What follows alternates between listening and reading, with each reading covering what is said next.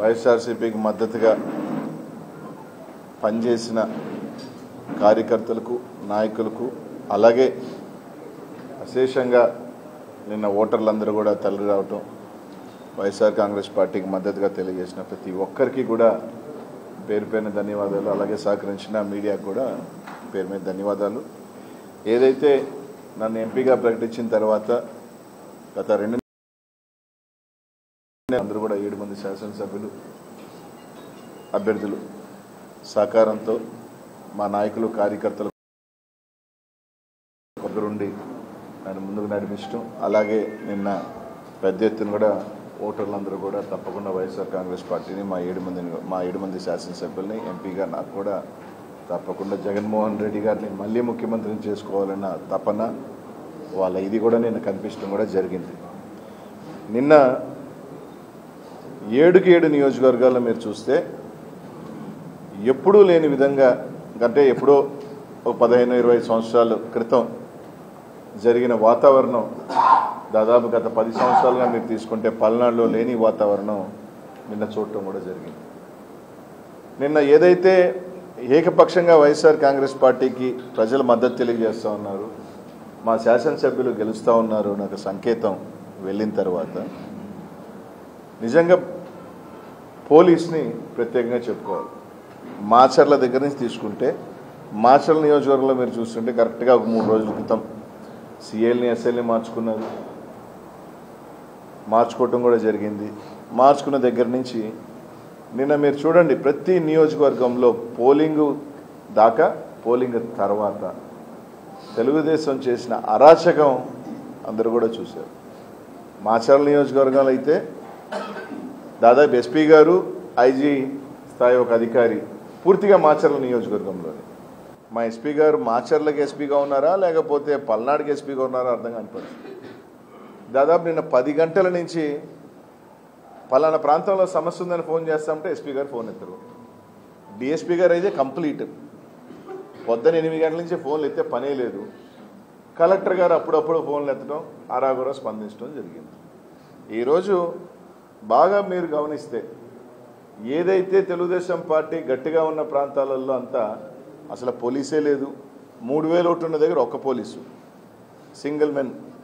YSR Congress party గట్టిగా ఉన్న దగ్గరలా తీసుకుంటే ఒక బెటాలియన్ ఓట్లేయనీయకుండా తెలుగుదేశం పార్టీ వాళ్ళు రచ్చ చేస్తూ ఉంటే చెదరగొట్టే ప్రయత్నం. అక్కడ మాత్రం యథేచ్ఛగా మీరు ఓట్లు వేసుకోండి, ఫోన్ చేసి చెప్తే సార్ పంపిస్తాం సార్, మేము లేదు, ఫోన్లు ఎత్తే పనే లేదు. ఒక అరాచకమైన పరిపాలన, అరాచకమైన నిన్న చేశారంటే తెలుగుదేశం పార్టీ ఒకవేళ అధికారంలోకి వస్తే ఏ విధంగా ఉండబోతుందో అనేది కానీ ఒక సంకేతాల్లాగా ఇచ్చారు. అది వచ్చేది లేదు, పెట్టేది లేదు. తిరిగి వైఎస్ఆర్ కాంగ్రెస్ పార్టీ జగన్మోహన్ ముఖ్యమంత్రి అవుతున్నారు, మేము అధికారంలోకి రావట్లేదు అన్న అక్కస్సు. అదే నిన్న 100 ఊర్లున్న మాచర్లో తీసుకుంటే 2 గ్రామాలలో పూర్తిగా డిఎస్పీ పొద్దునే సాయంకాలం దాకా 2 డిఎస్పీలు వేశారు 2 గ్రామాలలో.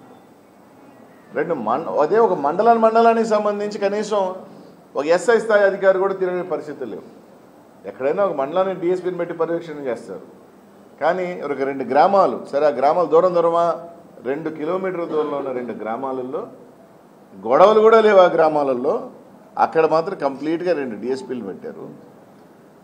మండలాలకు సంబంధించి మీరు తీసుకుంటే కనీసం ఒక మనిషి లేదు. ఎమ్మెల్యే కొడుకు మీద దెబ్బలు తగిలినాయి, ఎమ్మెల్యే గారికి గాయాలయ్యాయి. అక్కడికి వెళ్ళి పోలీసుకి ఫోన్ చేసే స్పందన లేదు. అంటే మాచర్లో కానీ కొన్ని ప్రాంతాలలో అభ్యర్థులు చేశారా ఎలక్షను, పోలీసులు అక్కడ అభ్యర్థులలాగే ఉండింది. ఎస్పీ గారు మాచర్ల చుట్టే ఇంకే ఊర్లు తిరిగింది దాఖలాలు లేవు. వేరే ఎమ్మెల్యేలు కానీ అభ్యర్థులు కానీ ఫోన్ చేసి ఇబ్బందులు పడుతున్నారంటే ఎత్తేది లేదు. నేను సత్యనపల్లి చూడండి, దాదాపు ఎంతమందికి తలదెబ్బలు, దాదాపు నాకు తెలిసి ఒక 25-30 మందికి నేను ఎలక్షన్ జరిగేటప్పుడు తలకాయ బలినాయి. గొండ్లపల్లిలో తెలుగుదేశం పార్టీ అభ్యర్థి వెళ్ళిన తర్వాత ఒక మహిళ జాకెట్ దించి ఏజెంట్ దించి చీర చింపి బయటికి పంపించారు. ఎక్కడైనా ఉందన్నది పోలింగ్ బూత్కి వెళ్ళి ఒక అభ్యర్థి తలకాయ బాలు కొట్టారు. ఇది నేను గురజాల, వినుకొండ, నర్సరావుపేట అయితే ఎమ్మెల్యే ఇంటి మీదకే రాళ్ళు దాడి చేశారు. చిలకలూరుపేట, పెదకూరుపాడు మొత్తం ఉంటున్న ఎస్ఐలకి, సిఐలకి, ఎస్పీలకి ఫోన్ చేసినా ఫోన్లు వేస్తే మనిషి కూడా లేడు. దాడులు చేస్తూ ఉన్నారు, కొడతా ఉన్నారు అన్న కూడా. ఇవన్నీ ఒక ఎత్తు అయితే పోలింగ్ అయిన తర్వాత ఇది బాధాకరమైన సంగతి. నిజంగా వాళ్ళకి దమ్ముంటే రండి, అభ్యర్థుల పోటీ మేము, మా ఇళ్ళ మీద కొట్టాలా, రండి కొట్టుకుందాం. బీసీలు, ఎస్సీలని మీద మీరు కావాలంటే ఊర్లు లెక్కేసుకోండి. బీసీలు, ఎస్సీల మీద మాకు ఓట్లు ఏజెంట్గా కూర్చుంటారా, ఓట్లు వేస్తారా అని చెప్పి ఊర్లు గురజాల్లో అయితే కొత్తగణేశంపాడు కానీ, కేసినపల్లి కానీ ఒక 10 ఊర్ల మీద ఇల్లు ధ్వంసం చేయటం, మహిళలను చూడకుండా కొట్టారు. పెదకూరుపాడులో 15 గ్రామాలు, సత్తెనపల్లి అయితే ఈవెన్ స్టిల్ ఈరోజు కూడా మాదాలలో ఊర్లో వెళ్ళిపోతే ఊర్లో ఇప్పుడు కూడా పగలు కొడుతున్నారు. చీమలమర్రి, గుండ్లపల్లి, కుంకలగుంట మహిళల్ని.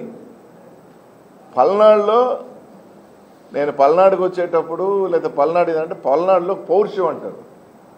ఆడవాళ్ళని కొట్టేవాడు వాడు మగవాడు, వాడు పౌరుషం అంటారు. ఇళ్ళల్లో లేని మనిషి మగవాళ్ళు లేనప్పుడు ఇళ్ళలోకి వెళ్ళి ఇళ్ళ ధ్వంసం చేసి ఆడవాళ్ళ మీద ఒక ప్రతాపం చూపిస్తాను. అంటే ఇది ఇక్కడ తెలుగుదేశం పార్టీ నాయకుల కన్నా కూడా పైన నుంచి, ఎందుకంటే ఇది ఒక నియోజకవర్గంలో జరుగుతుందంటే స్థానికంగా అనుకోవచ్చు. 7 నియోజకవర్గాల్లో ఒకే స్టైల్ ఆఫ్ ఫంక్షనింగ్ జరుగుతుంది. 7 నియోజకవర్గాల్లో మీరు తీసుకున్న పెదకూరుపాడు ఇదే పరిస్థితి, గురజాల ఇదే పరిస్థితి, మాచర్ల ఇదే పరిస్థితి. నిన్న చిలకలూరుపేటలో కావూరు చూడండి, ఎస్సీ కాలనీలో ఒక బూత్ ఉంటే దానికి సంబంధం లేని పక్క గ్రామం వాళ్ళు వచ్చి తీసుకొచ్చి ఆ బూత్లోకి వచ్చి, ఆ బూత్లో కదా గొడవ, కర్రలు తీసుకొని వచ్చి వాళ్ళని కొట్టే ప్రయత్నం ఎస్సీ కాలనీ కావూరులో. సత్తెనపల్లి ఇంత అరాచకం. మీకు నిజంగా గెలుస్తారనే ధైర్యం ఉంటే ఈ అవసరం లేదు కదా. మీరు గెలుస్తారన్న ఒక భరోసా ఉంటే ఇవన్నీ అవసరం లేదు కదా.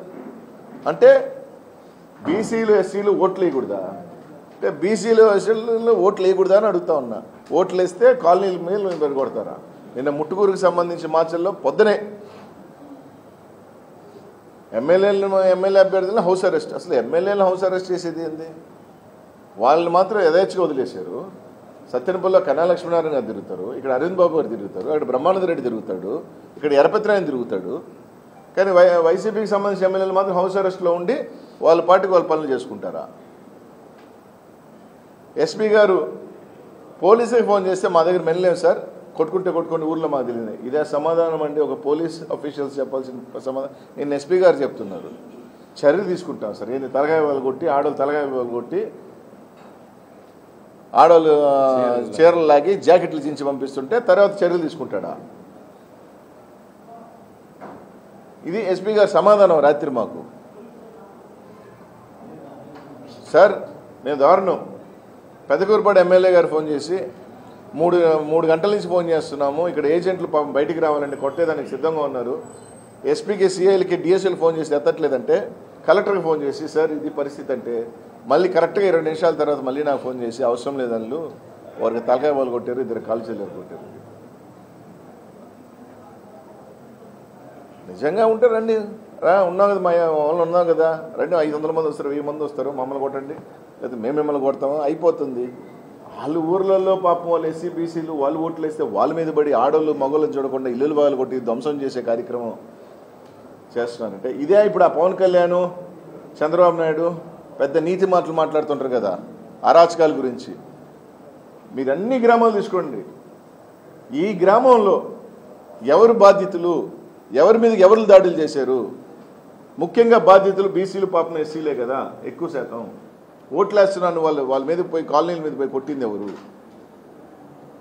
ఏ సామాజిక వర్గం, ఏ పార్టీకి సంబంధించిన ఏ సామాజిక వర్గం అత్యధికంగా అనుసంధానంగా ఉన్న సామాజిక వర్గం కాదా అని అడుగుతా ఉన్నా. ఊర్ల మీద పెడి కొట్టడం. ఎలక్షన్ అయిపోయిన తర్వాత ఈ రోజు కూడా సత్యనపల్లి ఇంకా మాదాలు ఇదే పరిస్థితి. పొద్దున్న నుంచి బైకులు తగలబెడుతున్నారు, వాళ్ళు ఊర్లో వెళ్ళిపోయి ఉన్నారు. అంటే ఓట్లు ఎవరు వేయకూడదా? మీరు ఓట్లు వేసుకుంటారా?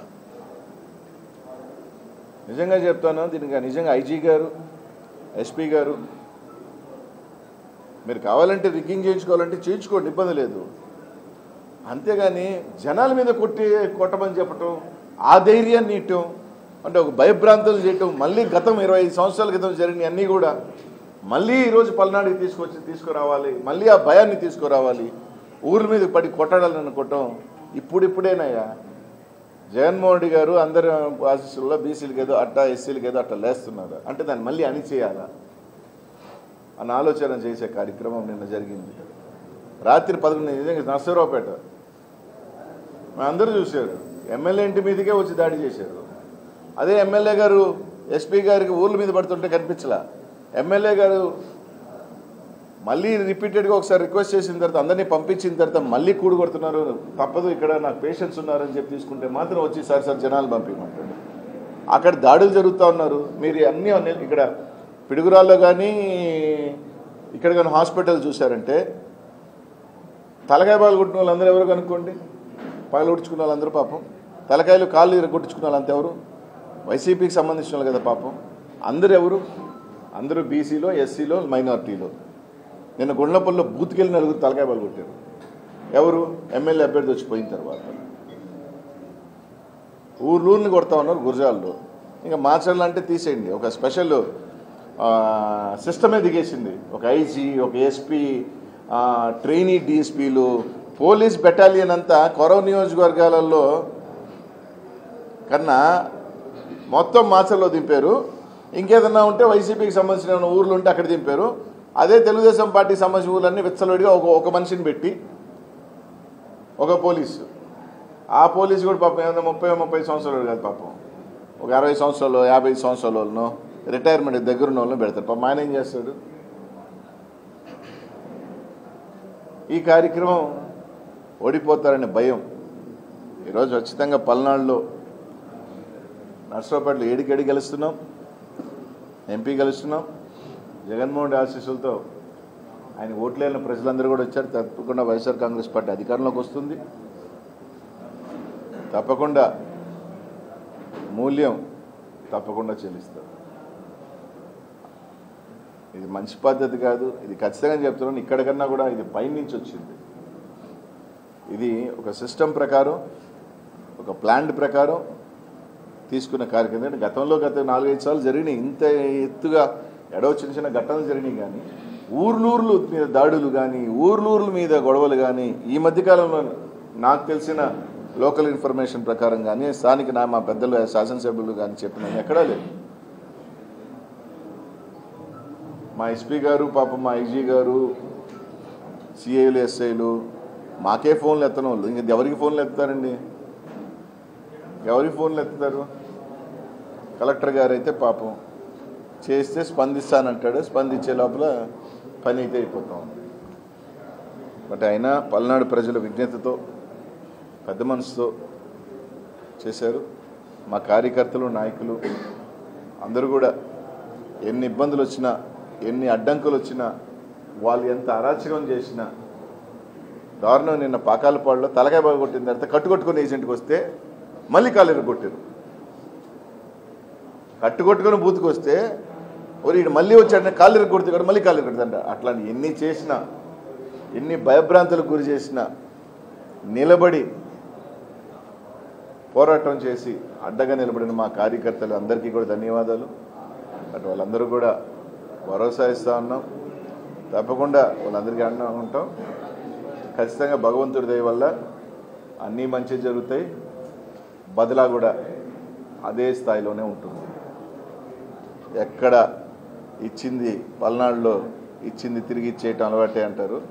సరే, రెట్టింపుగా ఆ భగవంతుడి ఆశీస్సుల్లో ఉంటుందని మాత్రం అనుకుంటున్నాను.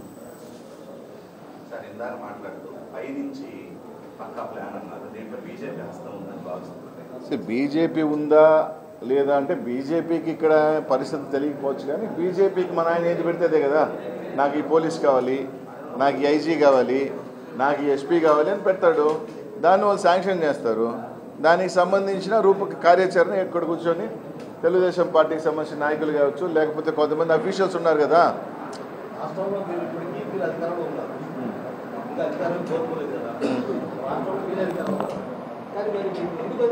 అధికారం కోల్పోలేదన్నావు కదా. ఈసీ ఎలక్షన్ కమిషన్ డీజీని మార్చారు మామూలు కదగా ఎలా ఎందుకు కాదు అలా సార్ ఎవరే జర్నలిస్ట్ ఉండి చెప్తాను కరెక్ట్గా 3 రోజుల కింద ఉండండి 3 రోజుల కింద ఈసీ పరిధి ఏంటి ఈసీ పరిధి ఉన్నా వాళ్ళకి కావాల్సి 100 మంది అఫీషియల్స్ ఉన్నప్పుడు 100 మంది ఎవరు సింపథైజర్స్ ఉండరు 1 మంది 30% అలా సింపథైజర్స్ ఉంటారు 30 మంది ఇలా ఉంటారు 30-40% న్యూట్రల్స్ ఉంటారు they would have kept neutral person but neutral person అనేది లేకుండా అఫీషియల్ అడ్డకూరైన ఆ మనిషిని తీసుకొచ్చి పెట్టి అలాగే సీఏని 2 రోజుల ముందు మార్చాల్సిన అవసరమే ఉంది మాచర్లలో కరుడు కట్టిన తెలుగుదేశం పార్టీ సస్పెండ్ అయిన అధికారులు తీసుకొచ్చి పెట్టాల్సిన అవసరం ఏమొచ్చింది నిజంగా if they would have done an impartial ఒక సస్పెండ్ చేయబడిన ఎస్ఐని ఆయన సీఐని తీసుకొచ్చి పెట్టాల్సిన అవసరం ఏముంది డూ యూ రికమెండ్ నారాయణ స్వామిని ఆయన సస్పెండెడ్ ఎస్ఐగా ఉన్న అతన్ని తీసుకొచ్చి పెట్టాల్సిన అవసరం ఏముంది ప్లాంట్ కదా మాచర్లకు సంబంధించి 100 గ్రామాలు ఉంటే మండలానికి ఒక డిఎస్పీని పెడతారు గ్రామానికి ఒక డిఎస్పీని పెడతారా సార్ గ్రామానికి ఒక డిఎస్పీని పెడతారా ఎమ్మెల్యే గారిని ఓటు వేయించేదానికి మరీ దుర్మార్గం 5 o'clock దానికి అరగంట సేపు బతిలాడుకోవాల్సి వచ్చింది లాస్ట్కి చిన్నగా ఎద్దరు బండి పోయినట్టు 20లో పోతుంది ముందు ఆయన సొంత గ్రామానికి వెళ్ళి ఓటు వేయాలన్నా కూడా ఇప్పుడే వారస్టేట్ ఇంట్లో ఆయన సొంత గ్రామంలో చేయండి ఇబ్బంది ఏముంది మమ్మల్ని ఏమో ఇళ్లలో కూర్చోమన్నారు వాళ్ళ అభ్యర్థులు మాత్రం స్వేచ్ఛగా తిరిగారు ఏమన్నా అంటే మాకు పైన నుంచి ఇన్స్ట్రక్షన్ ఆ పైన నుంచి ఇన్స్ట్రక్షన్స్ ఇచ్చేవాడు ఎవరు ఖచ్చితంగా పైన అదే చెప్తున్నాం చంద్రబాబు నాయుడు ఎలక్షన్ కమిషన్ ఇప్పుడు ఎలక్షన్ కమిషన్ ఎలక్షన్ కోడ్ వచ్చిన తర్వాత ఎవరు అధికారంలో ఉండరు ఫస్ట్ అది మీరు తెలుసుకోండి ఎవరు అధికారంలో ఉండరు ఎలక్షన్ కమిషన్ అధికారంలో ఉంటుంది ఇప్పుడు ఈయన పోయి బీజేపీతో పొత్తు ఎందుకు పెట్టుకున్నాడు దీనికోసమే ఎలక్షన్ కోసమే బీజేపీతో పొత్తు పెట్టుకున్నాడు చంద్రబాబు నాయుడు ఏం చెప్తే అది జరిగింది చంద్రబాబు నాయుడు ఏం చేయమంటే అది చేశారు అంతే సహకరించలేదు వాస్తవం ఎలక్షన్ కమిషన్